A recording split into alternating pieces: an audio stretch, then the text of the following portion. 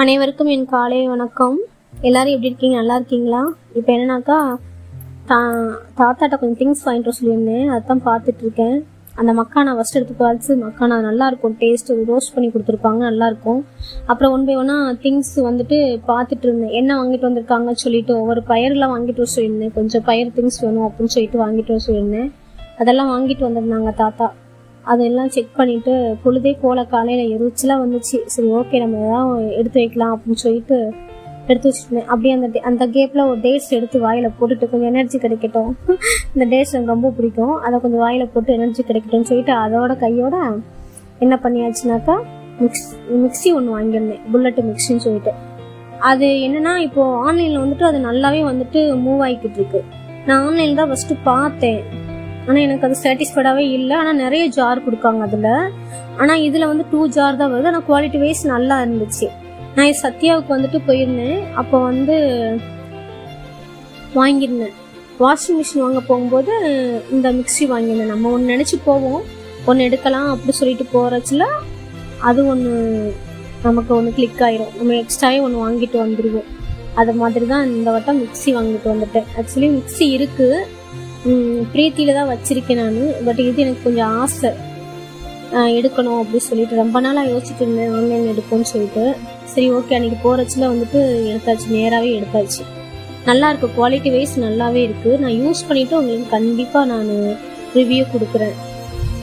இதில் எனக்கு ரொம்ப பிடிச்சது அந்த கலர் தான், ரொம்ப பிடிச்சிருந்துச்சு, சூப்பராக இருந்துச்சு. அந்த கலர் என்னோடய ஃபேவரட் கலரு, நல்லா இருந்துச்சு, பார்க்குறவே ரொம்ப அட்ராக்டிவாக இருந்துச்சு. அதுக்காகவே எடுத்தேன்னுலாம் சொல்ல மாட்டேன், ஆனால் எனக்கு பிடிச்சிருந்துச்சு, எடுத்துட்டேன் நான். நல்லா இருக்குல்ல, பார்க்கும்போது நல்லாவே இருந்துச்சு, எனக்கு ரொம்ப பிடிச்சிருந்துச்சு. அப்படியே ஒன் பை ஒன்னா இப்போ என்ன செய்ய போகிறோன்னா ஒவ்வொரு பயிராக எடுத்து ஜாருக்குள்ளே போடணும். அந்த டப்பாக்குள்ளே போடவுங்களே நான் படுற பாடு இருக்கே அப்படின்ற மாதிரி தான் போகும். ஸோ வந்துட்டு ஒவ்வொன்றா எடுத்து டப்பாக்குள்ளே போடணும். அதை எப்படினாலும் நான் என்ன மாதிரி போட்டாலும் நான் கண்டிப்பாக சிந்திடுவேன், கொஞ்சமாக சிந்திடுவேன். எனக்கு ஒன் பை ஒன்றா டப்பாக்குள்ளே எல்லாத்தையும் போட்டுக்கிட்டு இருந்தேன். இது பட்டாணி, அப்புறம் சுண்டல், இது வெள்ளை சுண்டல், கருப்பு சுண்டல், இதெல்லாம் வந்துட்டு தம்பி அவங்களுக்கு கொஞ்சம் பாயில் பண்ணி கொடுப்பேன், தாத்தாவுக்குமே கொடுப்பேன், அவங்க சுகர் இருக்கிறதுனால.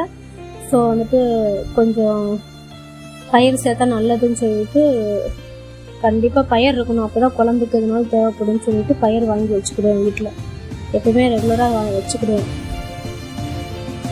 எல்லாமே சத்து தான், நான் எதனாலும் கொடுக்கலாம்ல குழந்தைங்களுக்கு, அதுக்காக வாங்கி வச்சுக்கிறது. கொஞ்சம் தான் வாங்கி வச்சுப்பேன், ரொம்பலாம் வாங்கி வச்சுக்க மாட்டேன். எப்படினாலும் ரொம்ப வாங்கி வச்சு அது ஏதாவது வந்துடும் சொல்லிட்டு வாங்கி வைக்க மாட்டேன், கொஞ்சமாக வாங்கி வச்சுக்கிடுவேன். தட்டைப்பயிர் குழம்புலாம் நல்லாயிருக்கும், டேஸ்ட்டாகவும் இருக்கும். நம்ம கத்திரிக்காய் இதெல்லாம் போட்டு வச்சா நல்லாயிருக்கும். அதுக்காக தட்டைப்பயிர் எப்போதுமே வீட்டில் வாங்கி வச்சுக்கிடுவேன். அப்புறம் நம்மளோட பெரிய ஒரு இடத்துக்கு வந்தாச்சுன்னா பூஜரம்பு, என்னோடய ஃபேவரட் பிளேஸு. என் முருகப்பெருமானை வந்து தரிசனம் பண்ணிவிட்டு அப்புறம் என்னோடய வேலையை நான் எப்போதுமே ஈவினிங் தொடங்குவேன். என் முருகப்பெருமானை பார்க்காட்டி அன்றைக்கி நாள் வந்து நல்லாவே இருக்காது. வந்து பார்த்துட்டு எங்கள் குலசாமி வந்து சாமியை கும்பிட்டுட்டு விளக்கு கொட்டி சாமியெல்லாம் கும்பிட்டு இங்கே வந்தாச்சு. சித்திரத்தை பொடி, அதிமுதிரை எல்லாத்தையும் வச்சு இப்போ ஏலக்காய், கிராம்பு, மிளகு, வால் மிளகு, வெள்ளை மிளகு, சுக்கு, பனங்கல்கண்டு, மல்லி இதெல்லாம் வந்து போட்டு நான் வந்துட்டு கஷாயம் போட போகிறேன். 2 குழந்தைகளுக்கும் வந்துட்டு சளி பிடிச்சிருக்கு, 2 குட்டிகளுக்கும். அதுக்காக நானே வந்துட்டு இதெல்லாம் வாங்கி வச்சுருப்பேன் நாட்டு மருந்து கடையில். நானே ரெடி பண்ணி கஷாயம் போடலாம், பால் வேண்டாம் ஈவினிங் அப்படின்னு சொல்லிட்டு கஷாயம் போட்டுட்ருக்கேன். பால் மேக்ஸிமம் சளி தானே பிடிக்கும், அதனால கஷாயம் போட்டலான்னு கஷாயம் போட்டுட்ருக்கேன்.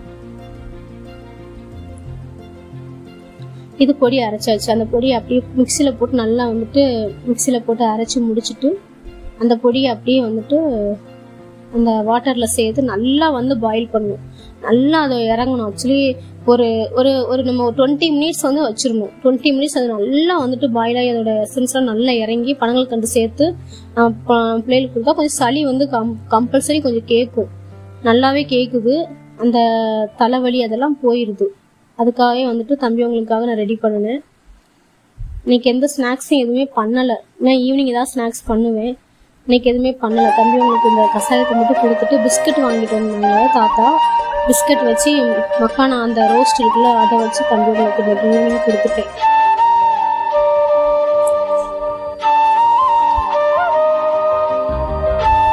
நல்லா நல்லா சாப்பிட்டாங்க. மக்கானா வந்து எனக்கு ரொம்ப பிடிக்கும், தம்பி அவங்களுக்குமே பிடிக்கும். அதனால அதை வச்சு ஆளுக்கு கொஞ்சமாக போட்டு சாப்பிட்டுருவாங்க அப்படின்னு சொல்லி கொடுத்தாச்சு.